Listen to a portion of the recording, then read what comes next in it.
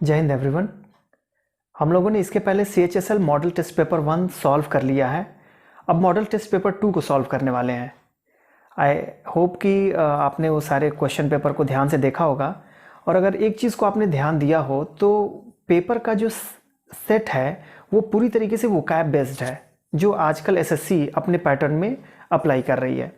तो आपको भी तैयार होना चाहिए कि CHSL का जो पेपर इंग्लिश का होगा वो वोकैब बेस्ड पूरी तरीके से हो चुका है। तो वोकैब पे सबसे ज़्यादा मेहनत करें आप। वोकैब कैसे तैयार करें, ये सबसे बड़ा क्वेश्चन मार्क है आप लोगों के बीच में। वोकैबलरी एक सोचते हैं कि आप एक वर्ड हो और उसकी हिंदी याद करके बस हम अपनी फॉर्मेलिटी ख़त्म करें, लेकिन उस तरीके से आप वोकैबलरी पढ़ेंगे तो आज पढ़ेंगे और कल भूल जाएगा। ठीक है, तो हम इस पेपर में वोकैबलरी को किस तरीके से अपना स्ट्रॉन्ग करें उसको भी हम लोग डिस्कस करते जा रहे हैं। ठीक है, वर्ड है तो उसके पार्ट्स ऑफ स्पीच को आपको देखना है। अगर पार्ट्स ऑफ स्पीच भी समझ में आ जा रही है तो उसके इंग्लिश में एक्सप्लेनेशन को, हिंदी के साथ साथ आप इंग्लिश के एक्सप्लेनेशन को भी देखिए। इससे होता क्या है, आपका वन वर्ड सब्स्टिट्यूशन भी तैयार होता है और दूसरी चीज़ें होती है कि सेंटेंस की पकड़ अच्छी हो जाती है। ठीक है, तो हम लोग यही काम हम लोग हर पेपर में करेंगे। एक वर्ड को सही से एक्सप्लेन करके समझने की कोशिश करेंगे, और इस तरीके से पढ़ा गया वोकैब कभी भूलता नहीं है। ठीक, तो चलिए हम लोग शुरू करते हैं। ये क्वेश्चन नंबर 1 है आपका स्पॉटिंग एरर का। आपको इसमें ढूंढना है कि किस पार्ट में एरर है। तो बहुत आसान सा ये क्वेश्चन है। My brother in laws who live in Bombay have come to stay with us. Now यहाँ पे आप देख रहे होंगे कि ये इन लॉज, ये जो लिखा हुआ है यानी कि mother in law, father in law, brother in law, इनका जब प्लूरल बनाते हैं तो इनमें जो ये एस लास्ट में जोड़ा गया है ये गलत है। जुड़ना चाहिए किसमें, ब्रदर में, मदर में, फादर में। ये कंपाउंड नाउन होते हैं, तो कंपाउंड नाउन का प्लूरल हम ऐसे बनाते हैं, इसके फर्स्ट सिलेबल में एस या एस जोड़ के हम प्लूरल बनाते हैं। ठीक है, तो जिसने भी यहाँ पे टिक किया होगा उसका सही होगा answer. My brothers in law who live in Bombay have come to stay with us. ना यहाँ पे आप देख रहे होंगे ये जो वर्ब लिखा हुआ है, कुछ लोग सोच रहे होंगे कि यहाँ पे गलती आपने क्यों नहीं किया। ठीक है, गलती यहाँ पे इसलिए नहीं किया क्योंकि ये प्लूरल है, ये सब्जेक्ट है आपका, और ये जो है हु लिव इन बॉम्बे ये इस ब्रदर इन लॉ को मॉडिफाई कर रहा है, जो एडजेक्टिव फ्रेज कह सकते हैं आप। ठीक है, तो सब्जेक्ट और वर्ब के बीच में आया गया कोई भी फ्रेज सब्जेक्ट वर्ब एग्रीमेंट को प्रभावित नहीं करता। आपका सब्जेक्ट यहाँ पे है और वर्ब ये रहा आपका। ये जो है फ्रेज इस ब्रदर इन लॉ का एक्सप्लेनेशन है, उसके बारे में और अधिक आपको जानकारी दी जा रही है। ठीक है, तो आई होप ये चीज़ें समझ में आ गई होंगी। चलते हैं क्वेश्चन नंबर 2 की तरफ। इसमें देखिए लिखा हुआ है, on my request Lalit introduced me to his friend who is singer and a scientist. Meaning तो समझ में आ रही होगी, लेकिन गलती कहाँ पे है। अच्छा, ललित ने जो अपने फ्रेंड से इंट्रोड्यूस कराया है वो एक ही फ्रेंड है, टू हिज फ्रेंड, दो फ्रेंड नहीं है। Who is singer and a scientist. ना वो सिंगर भी है और साइंटिस्ट भी है, यानी कि ये दोनों क्वालिटी एक व्यक्ति के अंदर ही है। तो इसमें जो हमने ये आर्टिकल जो यूज किया है ये यहाँ पे यूज ना करके आप यहाँ पे यूज कर दीजिए, who is a singer and scientist. Reason इसके पीछे ये है कि अगर हम किसी एक पर्सन की दो क्वालिटी आप बता रहे हैं, ठीक है, तो आप सबसे पहले यानी कि फर्स्ट जो है ना वर्ड, उसके पहले ही आप आर्टिकल को रखिए। वो सिंगर भी है और वो साइंटिस्ट भी है। ठीक, अगर हम दोनों के पहले एक एक आर्टिकल कर दें, a singer and a scientist, अब इसका मतलब ये होगा कि यहाँ पे दो फ्रेंड हैं और दोनों में से कोई एक हो सकता है सिंगर हो और एक साइंटिस्ट हो। ठीक है, आप आर्टिकल सिर्फ एक के पहले लगाएंगे तो वो ये जो चीज़ें होंगी वो किसी एक पर्सन के लिए यूज होंगी जो सिंगर भी है और साइंटिस्ट भी है। ठीक, तो अब जिसने भी गलती पे निशान लगाया होगा, यानी कि जिसने इस पार्ट में गलती ढूंढी होगी कि यहाँ पे आर्टिकल नहीं होना चाहिए। ठीक है, तो ये सी वाला पार्ट, ठीक, ये सही होगा। आई होप ये चीज़ें समझ में आ रही होंगी। चलते हैं नेक्स्ट क्वेश्चन पे। चलिए नेक्स्ट क्वेश्चन है आपका, ये फिलर से फिल इन द ब्लैंक्स है। इसमें ये 4 ऑप्शन है, इसमें से सही ऑप्शंस को वहाँ पे फिल करना है जिससे ये जो सेंटेंस हो वो एक मीनिंगफुल सेंटेंस आ जाए।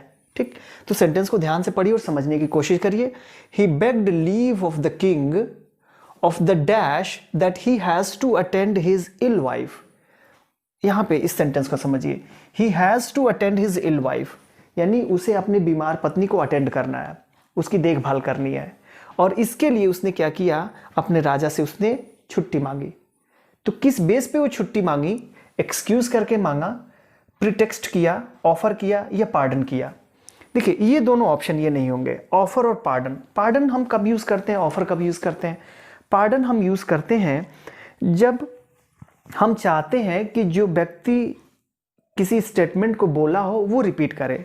जैसे मैंने कहा कि शट द डोर, तो आपने कहा तो ये जो है वो एक्सप्रेशन इसलिए आप कर रहे हैं कि आप मुझसे चाहते हैं कि मैं उस चीज़ को रिपीट करूं। या इंस्टेड ऑफ सेइंग आप कह सकते हैं पार्डन। तो पार्डन का मतलब हुआ you want me to repeat that sentence again. तो पार्डन हम तब यूज़ करते हैं। तो यहाँ पे ऐसा कोई सेंस तो है नहीं, वो तो उसकी पत्नी बीमार है और उसके आधार पे वो अपने राजा से छुट्टी ले रहा है, तो पार्डन नहीं होगा। ऑफर आप यहाँ पे किसी चीज़ को कर नहीं रहे हैं, तो बचा एक्सक्यूज और प्रिटेक्स्ट। प्रिटेक्स्ट का मतलब होता है कि पहले से आपने प्लानिंग कर रखी है किसी चीज़ के बारे में, वो चीज़ जेन्युइन नहीं है, आपने एक बहाने बना रखे हैं कि इस बेस पे मुझे छुट्टी लेनी है, तो ऑफ द प्रिटेक्स्ट यहाँ पे एक सही आंसर हो जाएगा। ऑफ द प्रिटेक्स्ट दैट, आपने ये काल्पनिक कल्पना करी, यानी कि आपने बहाने बनाए कि मुझे अपनी पत्नी को अटेंड करना है, जाना तो कहीं और था, अपने बहाना बनाया कि पत्नी को अटेंड करना है और आपने छुट्टी मांगी। अच्छा, एक्सक्यूज आप सोच रहे हैं एक्सक्यूज क्यों नहीं होगा? एक्सक्यूज जो होता है वो पहले से काम किया जा चुका होता है, और काम ऐसा कि जो इंसल्टिंग हो।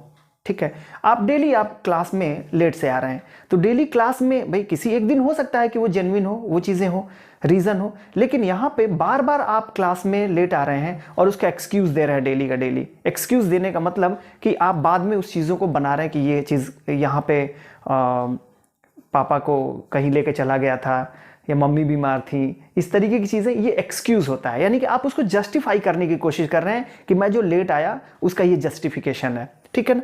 तो ये जस्टिफिकेशन नहीं है, पहले से वो चीज़ें नहीं हुई हैं।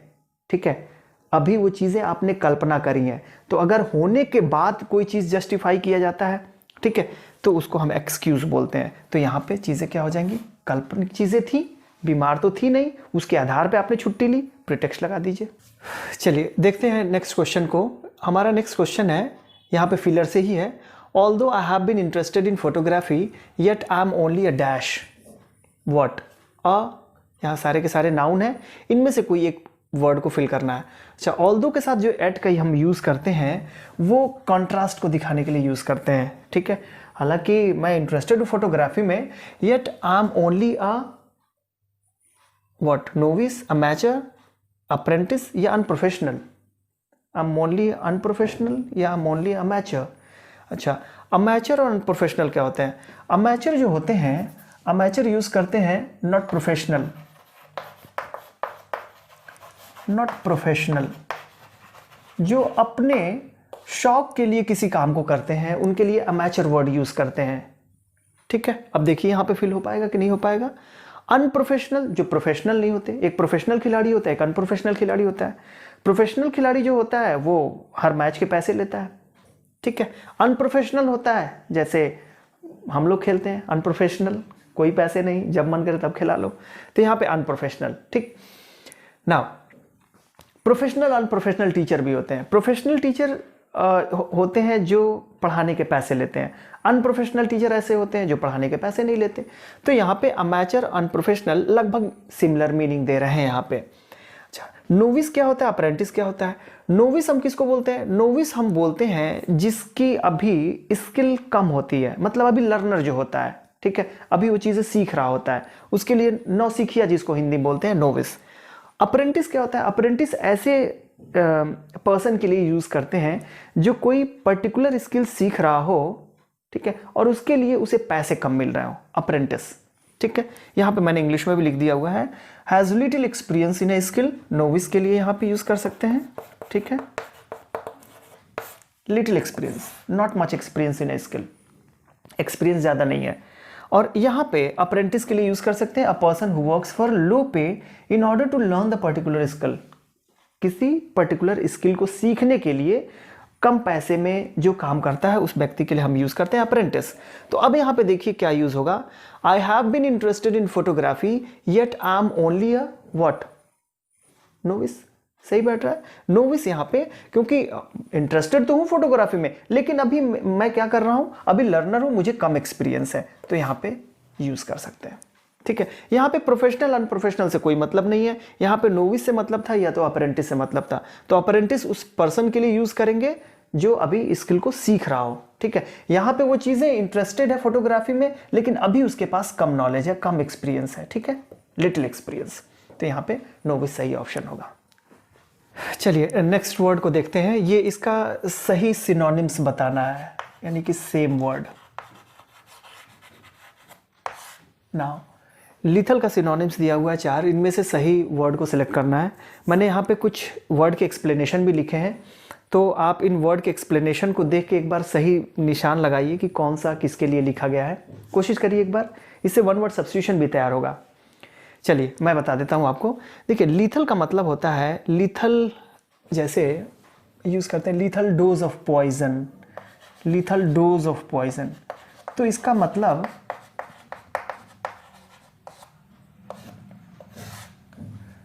कोई ऐसी चीज़ जिसकी वजह से आपकी डेथ हो जाए। ठीक है ना, lethal dose of poison, causing or able to cause death, जिसकी वजह से वो कॉज बनता है आपके डेथ के लिए, तो डेड लीथल उसके लिए यूज़ करते हैं। ठीक है ना, और लीथल का जो सिनोनिम्स होता है वो डेडली होता है। यहाँ पे डेडली, डेडली का भी मतलब सेम होता है, जिसकी वजह से आपकी डेड हो जाए, इसीलिए सेम और डेडली लिखा हुआ है, डेड, डेड हो जाए आप। ठीक है, तो लीथल, डेडली। अच्छा, ड्रेयरी क्या होता है? ड्रेयरी होता है जिसकी वजह से आप सैड हो जाते हैं। जैसे मान लो कोई फिल्म आपने देखी और बहुत मज़ा नहीं आया, that makes you feel sad, तो आप कहेंगे ड्रेयरी फिल्म। ठीक है, ड्रेयरी फिल्म। आपको बाहर जाना है घूमने के लिए, लेकिन मौसम आपका साथ नहीं दे रहा, बहुत ज़्यादा ठंड है। ठीक है ना, तो आप कह सकते हैं ड्रेयरी विंटर। तो ये ड्रेयरी जो वर्ड यूज़ करते हैं, ये निराशाजनक के लिए भी हम यूज़ करते हैं, हिंदी में इसको निराशाजनक बोलते हैं। ठीक है, that makes you feel sad. ठीक, ड्रेडफुल क्या होता है? ड्रेडफुल का मतलब होता है भयावह, बहुत ज़्यादा डरावना, वेरी बैड और अनप्लेजेंट यूज़ कर सकते हैं। वेरी बैड और अनप्लेजेंट कभी वन वर्ड सब्स्टिट्यूशन में आ जाए तो आप लगा सकते हैं ड्रेडफुल। ठीक, स्ट्रेंज का मतलब क्या होता है? स्ट्रेंज का मतलब होता है अजीब। अजीब का मतलब क्या होता है कि जैसे मान लो कि मैं अक्सर ऐसे इस ड्रेस में आऊँ और किसी दिन बड़े बड़े बाल करके बड़े बड़े दाढ़ी मूछ लगा लूँ। ठीक है, कहेंगे यार स्ट्रेंज लुक है अभी। स्ट्रेंज का मतलब जो चीज़ें रेगुलर हो रही हैं उससे बिल्कुल अलग, दैट इज स्ट्रेंज। तो यहाँ पे लीथल का सिनोनिम्स तो ये सारे होंगे नहीं, ये आपका सिनोनिम्स हो जाएगा डेडली। अच्छा, इस वर्ड को पूछने का मतलब ये भी था कि ये 4 वर्ड और भी आप जानते हैं कि नहीं, तो ध्यान रखिएगा सारे वर्ड की meaning with parts of speech आपको तैयार होना चाहिए। अच्छा, लीथल है क्या एग्जैक्टली? लीथल एडजेक्टिव है, तो डेडली भी, ये सारे वर्ड जितने भी दिए हैं ना, सबके सब एडजेक्टिव है, तो ये आपका डेडली एडजेक्टिव। यहाँ पे किड का सिनोनिम्स बताना है आपको। किड का मतलब होता है किड, किड से बच्चे का दिमाग आ रहा हो दिमाग में, लेकिन ये जो ऑप्शन है सारे के सारे वर्ब हैं, तो इसका मतलब ये किड जो यूज़ किया गया है यहाँ पे वर्ब की तरह यूज़ किया गया है। किड का मतलब होता है किसी को डिसीव करना, डिसीव करना यानी किसी को चीट करना। तो डिसीव कहीं ऑप्शन में है नहीं, चीट ऑप्शन में है, चीट आप लगा सकते हैं। अच्छा, ये सारे वर्ड आपको पता होगा। रेगुलेट, किसी को रेगुलेट कर रहे हैं आप। इंटरटेन, किसी का मनोरंजन करा रहे हैं, एंटरटेन कर रहे हैं। ठीक है, घर पे भी कोई गेस्ट आता है तो आप उसको एंटरटेन करते हैं। ठीक, उसके खातिर तवाजा करते हैं, तो इंटरटेन का मतलब सिर्फ उसका मनोरंजन कराना नहीं होता। यहाँ पे डाइवर्ट करना, डाइवर्ट देखिए जाम लगती है, रूट को डाइवर्ट कर दिया जाता है। तो ये सब सारी चीज़ें आप जानते हैं, बिल्कुल आसान सा है, लेकिन बस ये जानना था आपको, किड का मतलब होता है सिर्फ बच्चे से नहीं होता, नाउन की तरह यूज़ नहीं होता, ये एक वर्ब की तरह यूज़ होता है, और जब ये वर्ब की तरह यूज़ होता है तो इसका मतलब होता है डिसीव करना। ठीक है, यहाँ पे कल्प्रिट का आपको एंटोनिम्स बताना है। ठीक है, ये एंटोनिम्स आपको बताना है। कल्प्रिट क्या होता है? कल्प्रिट हम यूज करेंगे ऐसे लोगों के लिए जिसको कानूनी रूप से किसी क्राइम करने का दोषी पाया गया हो, दैट इज कल्प्रिट। ठीक है, इंग्लिश में आप जान सकते हैं a person who has done something wrong और against the law.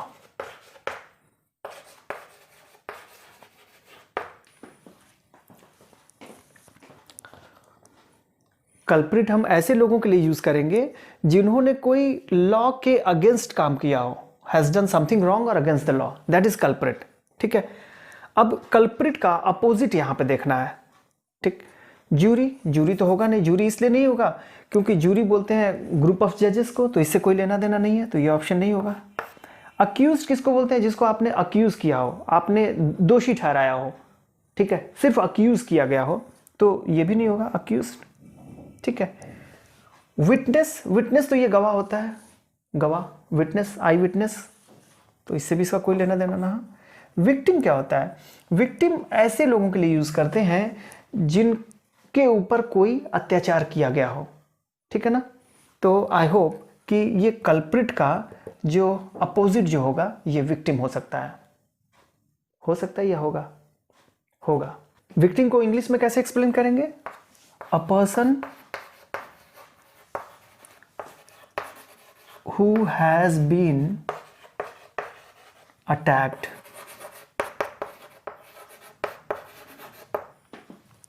a person who has been attacked मतलब एक ऐसा व्यक्ति जिसके ऊपर अटैक किया गया हो, उसके लिए हम विक्टिम वर्ड यूज करेंगे। ठीक है, विटनेस समझ में आ गया, अक्यूज समझ में आ गया।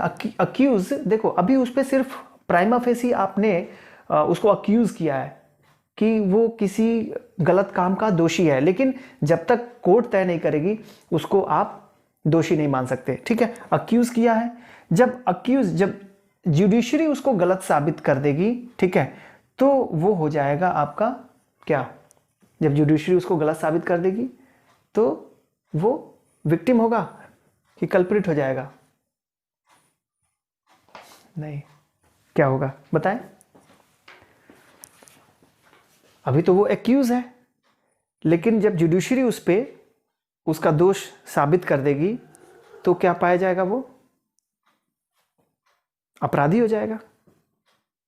और अपराधी किसको बोलते हैं? अपराधी की इंग्लिश क्या होती है?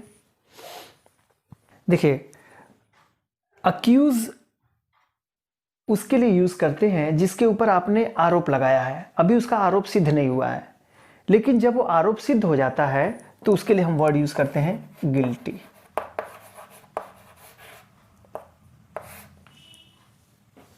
ठीक है, चलते हैं नेक्स्ट क्वेश्चन की तरफ। देखिए, ऑब्सोलीट का अपोजिट बताना है। ऑब्सोलीट का मतलब होता है आउट ऑफ डेट, यानी जो चीजें पुरानी हो चुकी हैं, आउट ऑफ डेट। ठीक है, तो यहाँ पे एक वर्ड दिख रहा होगा रिसेंट, रिसेंट पे आपने क्लिक कर दिया होगा। अच्छा, रेयर क्या होते हैं? रेयर एलिमेंट जो बहुत ही कम पाई जाती हैं लेकिन उसकी इंपॉर्टेंस ज्यादा होती है। ठीक है, कंड्यूसिव क्या होता है? Conducive atmosphere. कंड्यूसिव को इंग्लिश में आप ऐसे एक्सप्लेन कर सकते हैं, making it easy, possible or likely for something to happen।